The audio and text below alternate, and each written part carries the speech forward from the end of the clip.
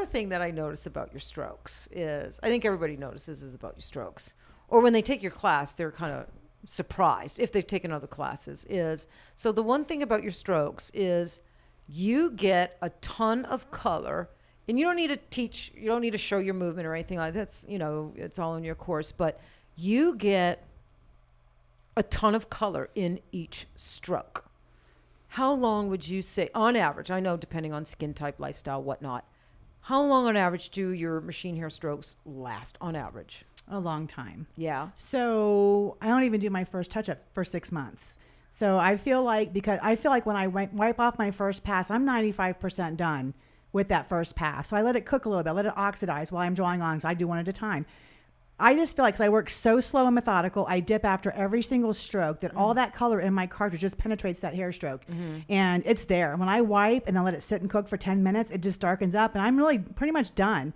I've been done many times with just one pass. There's a few times I go back to doing a little bit of branching, maybe a little bit of bunny, they have little to no hair, but I'm pretty much done. And my students have seen it firsthand. Like, they don't believe me until they see it. You've seen it at Shades and Strokes. Oh, yeah. But it's my key is just working really slow, methodical, and getting good saturation into that stroke as I'm working. Yeah. And dipping and filling up my cartridge. Fill up my cartridge. I don't dip and go. I literally dip, hold it there for a few seconds, and then I go. What do you think about, what are your opinions on the tiny, tiny needles, like the acupuncture needles, the number 6s? Yeah. What do you think about getting that small? Yeah, I can't do those. My favorite's the 0.25. Yeah.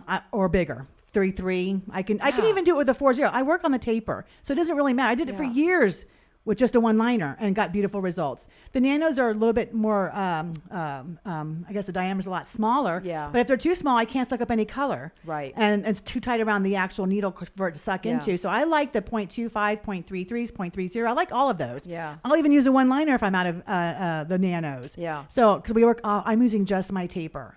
Just the taper. And visually, I've seen some pictures of machine hairs. The shape is great, but when you look at the actual stroke, they look too thin. Yeah. And if you can see the skin through the pigment, they're not going to stay. Yeah, no, you can see that. They're just too skinny.